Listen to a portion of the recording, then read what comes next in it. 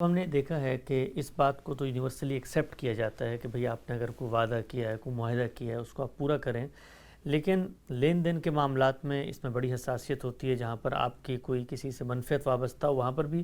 لیکن جو سیاسی معاملات ہیں، جو قومی معاملات ہیں، ان کے اندر ہم دیکھتے ہیں روز پارٹیاں آپس میں بیٹھ کے ایم او یو سائن کرتی ہیں، عہد معاہدے کرتی ہیں، لوگ عہد معاہدے کرتے ہیں، ہم آپ کے ساتھ شامل ہو رہے ہیں. لیکن پھر قومی سچائی، قومی مفاد کو لوگ کہتے ہیں کہ جی ضمیر جاگ گیا ہے، یہ سامنے آ گیا، تو اس موقع پر اس عہد اور میثاق کی کوئی پابندی نہیں کی جاتی. ہمارے یہاں تو بڑا مشہور فقرہ ہے، ہم نے سنا، بچپن سے سن رہے ہیں، ہمارے سیاستدان کہتے ہیں کہ بھی وعدے کو قرآن و حدیث تھوڑی ہوتے ہیں. تو یہ بتائیے گا کہ باقی معاملات کے اندر تو جو وعدے وعید عہد میثاق ہوتے ہیں، کیا سیاسی معاملات کے اندر میں بھی اس کی وہی حیثیت ہوگی جو باقی معاملات میں ہوتی ہے؟ ہر معاملے میں، بلکہ وہ تو قومی سطح کے معاہدے ہوتے ہیں، ان کے اثرات قوموں پر، ان کی زندگی پر پڑتے ہیں، وہ تو اب بہت زیادہ اہمیت کے حامل ہیں. یہ جو ہم ایک ریاست کے شہری بنتے ہیں اور پھر قانون کی پابندی کرتے ہیں، یہ بھی ظاہر ہے کہ ایک معاہدے کا نتیجہ ہے.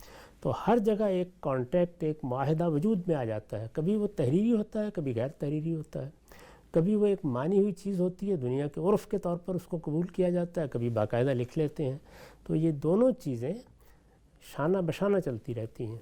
ہر حال میں یہ عہد معاہدے ہی ہیں اور ہماری پوری زندگی کا احاطہ کر رہے ہیں. ان عہد معاہدوں کے بارے میں انتہائی حساس ہونا چاہیے. عہد معاہدے کے بارے میں بار بار اپنے آپ کو متنبع کرتا رہنا چاہیے کہ میں نے یہ عہد باندھا ہوا ہے، مجھے اس کی پابندی کرنی ہے، میں اس کی خلاف ورزی نہیں کر سکتا. یہ عہد معاہدے ہی پھر پروفیشنل ایتھکس کو وجود پذیر کرتے ہیں. میں ایک ڈاکٹر ہوں، میں ایک طبیب ہوں، میں ایک عالم ہوں، میں ایک صحافی ہوں، میں ایک سیاستدان ہوں. اس حیثیت سے میرے لیے ایک ضابطۂ اخلاق وجود میں آ جاتا ہے. اگر آپ غور کر کے دیکھیں تو وہ بھی عہد معاہدوں ہی کا مجموعہ ہوتا ہے. اس کی مجھے پابندی کرنی ہے. یعنی میں صرف اپنے ہنری کا اظہار نہیں کروں گا، یا اپنی صلاحیتی کا اظہار نہیں کروں گا، یا اپنی اہلیت کے مطابق کوئی کام ہی انجام نہیں دوں گا، بلکہ اس کے جو اخلاقی تقاضے ہیں ان کو بھی ہر حال میں ملحوظ رکھوں گا. اس وقت کی دنیا میں تو ہم یہ دیکھتے ہیں کہ مثلا ماہرین نفسیات ہیں، اسی طرح اطباء حضرات ہیں، ان سے باقاعدہ امتحان لے کے پابندی کرائی جاتی ہے کہ یہ ضابطۂ اخلاق ہوگا، یہ کوڈ آف ایتھکس ہوگا جس کی آپ نے پابندی کرنی ہے. اس پابندی کا اگر کوئی شخص لحاظ نہیں کرتا ہے، اس کی خلاف ورزی کرتا ہے، تو پھر وہ اس قابل نہیں ہے کہ اس کی طرف آنکھ اٹھا کے بھی دیکھا جائے.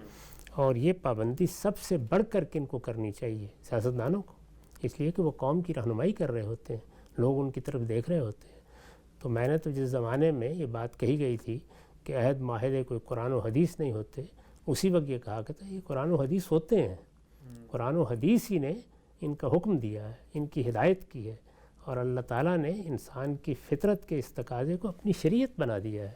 اس لیے یہ اللہ کا حکم ہے. ان کی جب خلاف ورزی کی جاتی ہے تو اللہ تعالیٰ کے حکم کی خلاف ورزی کی جاتی ہے.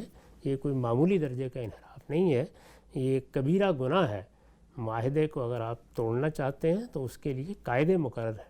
آپ علانیہ پہلے معاہدے کو توڑیں گے، آپ بتائیں گے کہ آپ اس کی پابندی نہیں کر سکتے، پابندی نہ کرنے کے یہ وجوہ ہیں، اور دونوں طرف ان وجوہ کا ابلاغ کریں گے. اس کے بعد آپ معاہدے سے الگ ہو جائیں گے تاکہ ہر ایک کو معلوم ہو جائے کہ اب یہ معاہدہ باقی نہیں رہا. لیکن وہ معاہدات بھی ہیں کہ جو کسی حال میں توڑے ہی نہیں جا سکتے. مثلا والدین اور اولاد کا معاہدہ، جی وہ تو آپ بالکل توڑا ہی نہیں جا سکتا. شادی کے معاملے میں آپ کو حق حاصل ہے، ایک معاہدہ آپ نے کیا، قرآن نے خود اس کو میثاق غلیظ کہا ہے، یعنی وہ انتہائی سخت معاہدہ ہوتا ہے. اس کے حقوق فرائض کی نوعیت بھی بہت اہم ہے. لیکن دونوں میاں بیوی مل کے فیصلہ کر لیتے ہیں کہ نہیں، ہم آگے نہیں چل سکتے، تو اب یہ علانیہ توڑ دیا گیا. لیکن جب تک کوئی معاہدہ قائم ہے، باقی ہے، اس کی خلاف ورزی نہیں کی جا سکتی.